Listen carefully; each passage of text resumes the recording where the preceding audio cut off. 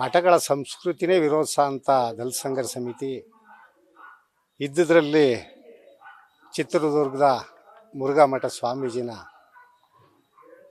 ಸ್ವಲ್ಪ ಪರವಾಗಿಲ್ಲ ಅನ್ನೋ ರೀತಿಯಲ್ಲಿ ನಾವು ತಿಳ್ಕೊಂಡಿದ್ವಿ. ಆದರೆ ಇತ್ತೀಚೆಗೆ ಆತನ ಕರಾಳ ಮುಖ ನೋಡಿ ನಮಗೆ ನಿಜವಾಗ್ಲೂ ಒಂದು ರೀತಿ ಏನು ಮಾತನಾಡಬೇಕು ಅಂತಲೇ ಗೊತ್ತಾಗ್ತಾ ಇಲ್ಲ.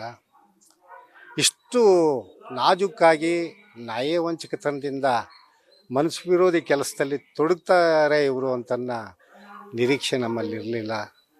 ಅವರ ಬಗ್ಗೆ ಬಗದಷ್ಟು ಹೆಚ್ಚು ಹೆಣ್ಮಕ್ಳ ಮೇಲೆ ನಡೆದ ದೌರ್ಜನ್ಯ ಪ್ರಕರಣಗಳು ಬೆಳಕಿಗೆ ಬರ್ತಾ ಇವೆ.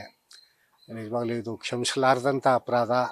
ಇಂಥವ್ರಿಗೆ ಬೇರೆ ಹೊರದೇಶದಲ್ಲಿ ತಾಲಿಬಾನಲ್ಲಿ ಇರೋಂಥ ಶಿಕ್ಷೆನೇ ಸಾರ್ವಜನಿಕವಾದ ಗಲ್ಲು ಶಿಕ್ಷೆನೇ ಕೊಡಬೇಕಾದಂಥ ಪರಿಸ್ಥಿತಿ ಆಗಲೇಬೇಕು ಅಂತನ್ನೋದೇ ನಮ್ಮ ಒತ್ತಾಯ. ಸರ್ಕಾರ ಇದನ್ನು ಮುಚ್ಚುಹಾಕುವ ಪ್ರಯತ್ನನ ಪ್ರಾರಂಭದಿಂದಲೂ ಮಾಡ್ತಾ ಇದೆ. ಅನಾಥ ಮಕ್ಕಳನ್ನ ಬದುಕಿನ ಜೊತೆ ಚೆಲ್ಲಾಟ ಆಡುವಂಥ ಸರ್ಕಾರ ಇದಾಗಿದೆ ಅಂತ ಅನ್ನಿಸ್ತಾ ಇದೆ ನಮಗೆ.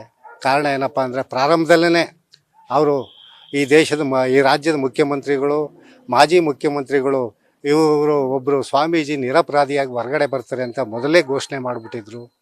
ಈಗ ತನಿಖೆ ಮಾಡ್ತಾ ನೂರಾರು ಪ್ರಕರಣಗಳು ಬೆಳಕಿಗೆ ಬರ್ತಾ ಇವೆ. ಇದನ್ನು ಕೇಂದ್ರ ಸರ್ಕಾರ ಮತ್ತು ರಾಜ್ಯ ಸರ್ಕಾರ ಗಂಭೀರವಾಗಿ ಪರಿಗಣಿಸಬೇಕು. ಮತ್ತು ಇದನ್ನು ಸ್ವತಂತ್ರವಾದ ತನಿಖೆಗೆ ಈ ರಾಜ್ಯದ ಉಚ್ಚ ನ್ಯಾಯಾಲಯ ವಹಿಸ್ಕೊಡೋಂಥ ಪ್ರಯತ್ನ ಆಗಬೇಕು. ಆ ಮಕ್ಕಳಿಂದ ನಾವೆಲ್ಲ ಇದ್ದೀವಿ. ಆ ಮಕ್ಕಳ ಹಕ್ಕೊತ್ತಾಯಿಕೆ ನಾವೆಲ್ಲರೂ ಬೆಂಬಲಿಸ್ತೀವಿ.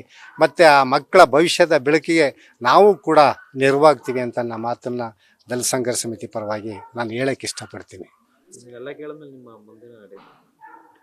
ಈಗ ಅಲ್ಲಿ ತೀರ್ಮಾನ ಆಗದೆ ನಾನು ಇಲ್ಲಿ ಇಂಡಿಪೆಂಡೆಂಟ್ ಆಗಿ ಹೇಳ, ಅಲ್ಲಿ ಟೋಟಲ್ ಆಗಿ ಒಟ್ಟಾರೆಯಾಗಿ ಏನು ತೀರ್ಮಾನ ಆಗುತ್ತೆ ಸಭೆಯಲ್ಲಿ ಅದಕ್ಕೆ ನಾವು ಭದ್ರಾಗಿರ್ತೀವಿ.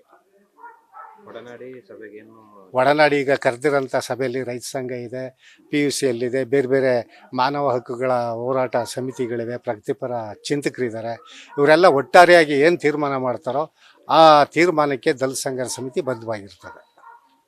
ನ್ಯೂಸ್ ಫಸ್ಟ್ ಪ್ರತಿಕ್ಷಣ ನಿಮ್ಮೊಂದಿಗೆ.